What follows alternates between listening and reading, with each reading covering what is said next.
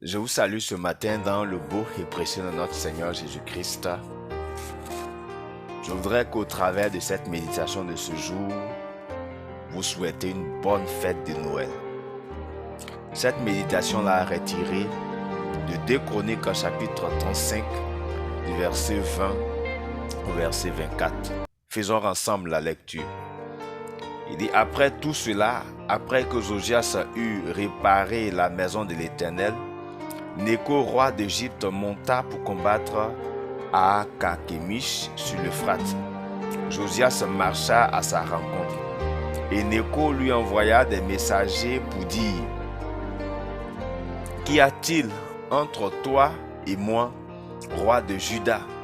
Ce n'est pas contre toi que je viens aujourd'hui, c'est contre une maison avec laquelle je suis en guerre. Et Dieu m'a dit de me hâter. Ne t'oppose pas à Dieu qui est avec moi, de peur qu'il ne te détruise. Mais Josias ne se détourna point de lui, et il se déguisa pour l'attaquer sans écouter les paroles de Néco qui venaient de la bouche de Dieu. Il s'avança pour combattre dans la vallée de Megiddo. Les archers tiraient sur le roi Josias, et le roi dit à ses serviteurs, « Emportez-moi, car je suis gravement blessé. » Ses serviteurs l'emportèrent du char, le mirent dans un second char qui était à lui, et l'emmenèrent à Jérusalem. Il mourut et fut enterré dans le sépulcre de ses pères. Tout Juda et Jérusalem pleuraient Josias. Ici, au travers de cette méditation, je voudrais souhaiter, comme je l'ai dit, une bonne fête de Noël aux uns et aux autres. Le passage que nous venons de lire nous rapporte ici la mort du roi Josias. Ce roi Josias qui a été utilisé par Dieu pour restaurer la célébration de la Pâque au milieu du peuple juif. Il a été utilisé par Dieu pour assurer une bonne répartition des activités dans le temple, restaurer le service dans le temple. C'est de ce roi Josias ici qu'il est question. Et ici, nous voyons qu'il y a le roi de l'Égypte, le roi Néco, qui venait traverser son peuple pour attaquer juste un peuple à côté du roi Josias. Et Josias s'est opposé.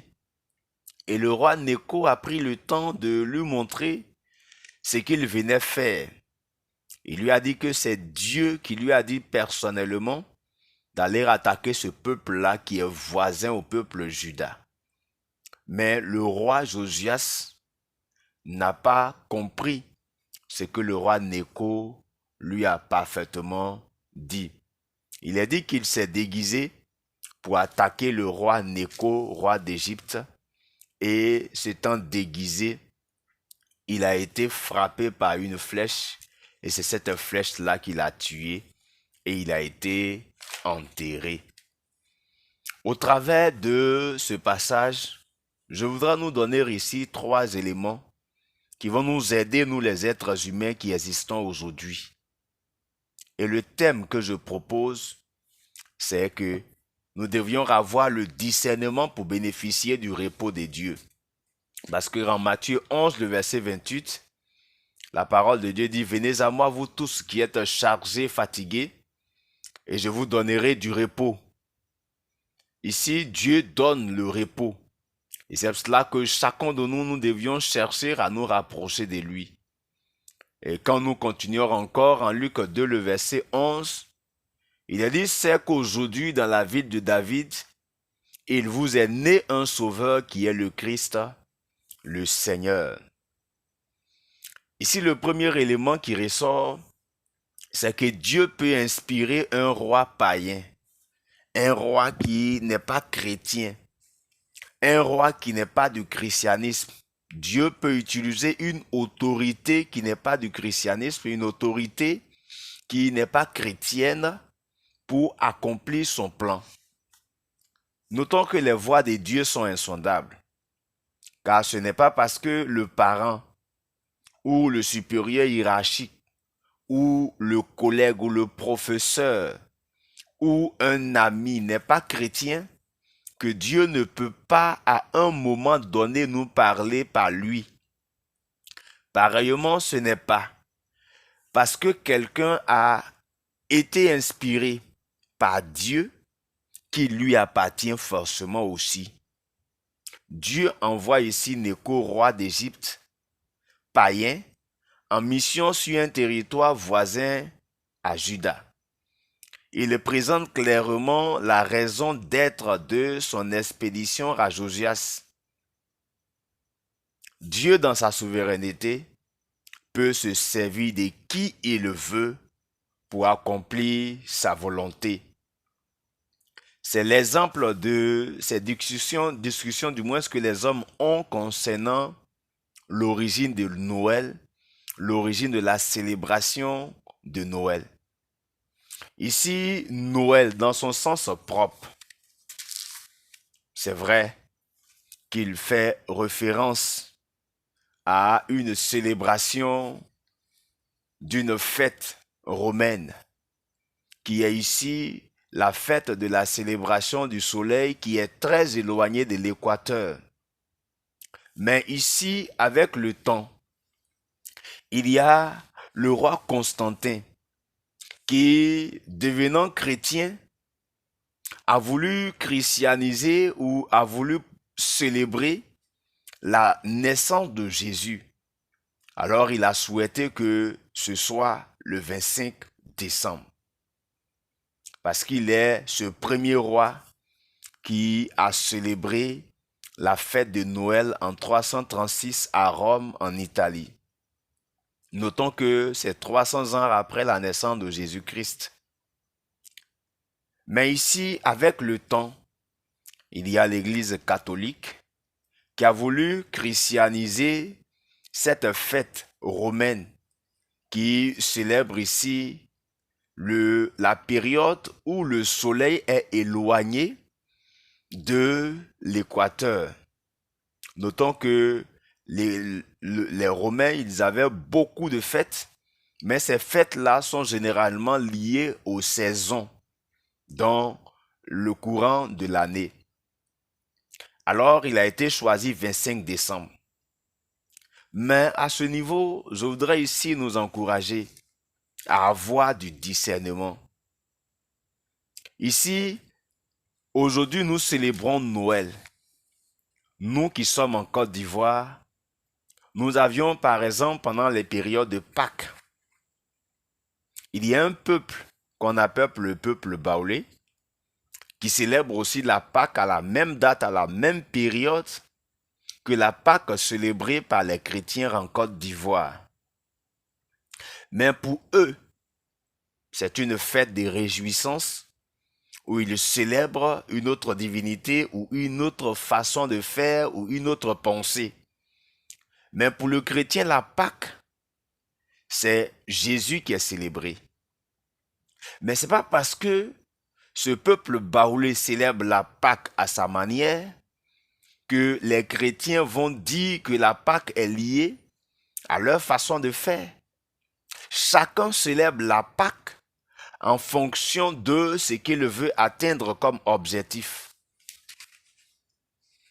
Alors je voudrais encourager chacun de nous à comprendre que Dieu, il est souverain. Il utilise les rois païens pour pouvoir accomplir son plan divin. Mais ce n'est pas parce qu'il a utilisé ces rois païens que ces rois deviennent automatiquement des chrétiens. Pour être chrétien, il faut avoir accepté Jésus-Christ. Ici, si Dieu t'a utilisé en tant qu'autorité, en tant que roi, en tant qu'une personne, un cadre, c'est de savoir que Dieu veut faire plus avec toi et saisir l'occasion pour le recevoir. Jésus a dit qu'il est venu pour ceux qui sont malades. Il n'est pas venu pour ceux qui sont en bonne santé. Et il passera toujours par des païens, il passera toujours par des non-chrétiens, il passera toujours par des hommes qui ne l'ont pas encore accepté pour dévoiler aux hommes ce qu'il est réellement. C'est le sens même de l'interprétation de la Bible. notons qu'avec la venue des Grecs au niveau de la domination du monde, Alexandre le Grand, il était ami aux Juifs et il considérait vraiment ces Juifs-là. Et considérant ces Juifs, voyant qu'ils étaient prospères, qu'ils étaient un peuple à part, il a voulu se rapprocher d'eux en finançant la traduction de la Bible de l'hébreu en grec, et du grec aujourd'hui nous avons la possibilité de pouvoir lire la Bible en français, en d'autres langues. C'est grâce à Alexandre le Grand, 300 ans avant Jésus-Christ, que nous pouvons aujourd'hui lire la Bible. Nous n'allons pas dire parce que Alexandre le Grand, qui n'est pas juif, qui n'a pas accepté Jésus, il a interprété, il a aidé à interpréter la Bible, que nous n'allons pas utiliser la Bible. Il est vrai que Noël est une fête que les Romains ont voulu utiliser, ou est une période que les Romains utilisent pour célébrer leur Dieu, mais c'est une période aussi que les chrétiens utilisent pour célébrer la naissance de Jésus-Christ. Je reviens encore à cette période où nous voyons la superposition de la lune et du soleil. Il y a un peuple en Afrique, à l'ouest de la Côte d'Ivoire. Ce peuple-là célèbre cette période comme si c'était une période d'une divinité. On peut voir des femmes se déguiser, circuler, marcher nues dans le village. On peut voir des femmes danser parce que pour ce peuple-là, c'est un Dieu qui est en train de s'exprimer. Mais à cette période, nous voyons en Europe les gens qui sont heureux de voir cette superposition du soleil et de la lune, qui font des photos et qui sont contents. Mais chacun célèbre cette période selon sa conception, selon sa pensée. Je voudrais ici nous interpeller à avoir un discernement afin de comprendre ce que Dieu fait. Dieu utilise des païens. Il utilise des personnes qui peut-être ne l'ont pas encore accepté pour atteindre toujours son objectif dans la vie des hommes. Il a utilisé ici Nécho, un roi païen, pour pouvoir combattre un peuple qui est à côté du peuple de Juda. Mais le roi de Juda ne l'a pas compris. Il est allé en guerre contre ce roi et il est dit qu'il s'est même déguisé. C'est pour cela que évitons de nous déguiser.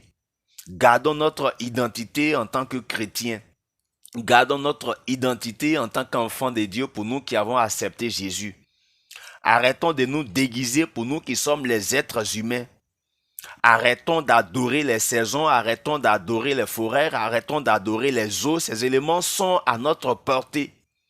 Un être humain ne peut pas se déguiser en adorateur d'eau, en adorateur de soleil, en adorateur d'une saison quelconque. Arrêtons de nous déguiser, Dieu nous aime. C'est pour cela que Jésus est né. Jésus est né afin de nous aider. Il a dit qu'aujourd'hui, dans la ville de David, il nous est né un sauveur. Jésus est déjà né. C'est pour cela que de son vivant, il pouvait dire, venez à moi, vous tous qui êtes chargés, fatigués, et je vous donnerai du repos. Jésus donne du repos à l'être humain. Depuis sa naissance, l'être humain a la possibilité de rentrer en contact avec Dieu, quel que soit là où il se trouve. Alors je voudrais nous encourager à nous rapprocher de Dieu, à réduire cette distance-là avec Dieu en acceptant Jésus qui est né. Il est né pour nous donner du repos. Il est né pour nous donner de pouvoir avoir le discernement de savoir que Dieu utilise tous les événements qui puissent exister pour accomplir son plan. Il est né pour nous encourager à vivre le repos de Dieu qui est Noël, qui est la naissance de Christ, qui est notre Sauveur. Je voudrais ici dire merci à chacun de nous et bénir le nom de Dieu pour cette compréhension de Noël qui nous aidera à pouvoir discerner toutes choses. Si d'autres personnes pensent que Noël, c'est célébrer un soleil ou bien c'est de célébrer un événement de saison quelconque, pour nous, êtres humains créés par Dieu, Noël, c'est célébrer la naissance de Jésus qui est venu nous sauver. Que Dieu vous bénisse. C'était le couple Kei.